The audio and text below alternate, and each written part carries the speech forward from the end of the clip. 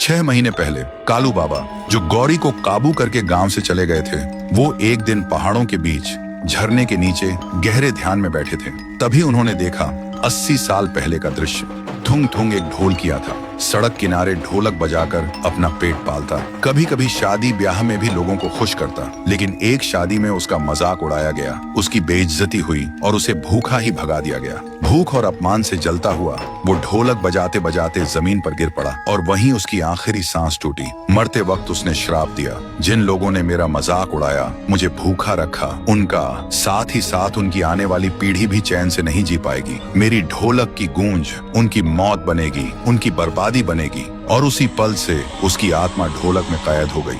ये दृश्य देखते ही कालू बाबा सन्न रह गए। वो तुरंत एक चमकते हुए हथियार लेकर गांव पहुंचे और देखा लोग थुंग थुंग के डर से रो रहे थे। कालू बाबा ने पूरा सच बताया। गांव वाले रोते हुए बोले, हमारा क्या कसूर है बाबा, ये तो हमारे पुरखों ने किया था। और सब गिड़गिड़ाए, बाबा आप ही कुछ कीजिए, नहीं तो इस बार थुंग थुंग हम सबको खत्म कर देगा। फिर रात को कुछ गांव वाले हिम्मत करके चौक में खड़े हुए और कुछ ही देर में थुंग थुंग सैकड़ों आत्माओं और ढोलक की गूंज के साथ आता है। सब लोग घुटनों के बल गिर पड़े और चिल्लाए, माफ कर दो, ये पाप हमारा नहीं, हमारे पुरखों का था। थुंग थुंग गरजा, बहुत देर हो चुकी है। और उसी पल गांव के लोग एक एक करके हवा में उठ गए। अगले ही पल जोर से जमीन पर पटक दिए गए और सब वहीं मर गए। उधर कालू बाबा गौरी के घर पहुंचे। उन्होंने देखा गौरी के कमरे में ढोलक अपने आप बज रही थी। कालू बाबा तुरंत चमकते हथियार से ढोलक पर वार करने लगे। तभी थुंग थुंग चीख उठा, नहीं, ये मेरी जान है। और कुछ ही पलों में ढोलक टुकड़ों में बिखर गई, आसमान लाल हो गया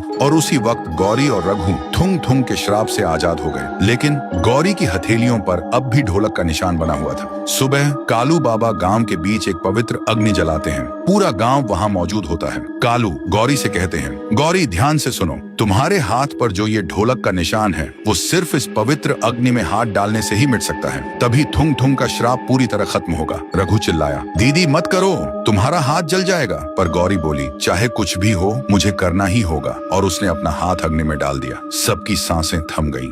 लेकिन जब गौरी ने हाथ निकाला तो देखा उसके हाथ को कुछ भी नहीं हुआ और ढोलक का निशान भी मिट चुका था। तभी अचानक अग्नि भड़क उठती है और उसी आग से थुंग थुंग का रूप बनता है। उसके हाथों में वही ढोलक आ जाती है और वो बजाने लगता है इतनी तेजी से कि पूरा गांव कांप उठता है और अगले ही पल आसमान का लाल रंग मिट जाता है। देखते ही देखते सब कुछ खामोश हो गया और तब से गांव वाले सुकून और खुशी से रहने लगे। लेकिन कभी कभी बहुत गहरी रात में हवा के साथ एक धीमी सी आवाज सुनाई देती है,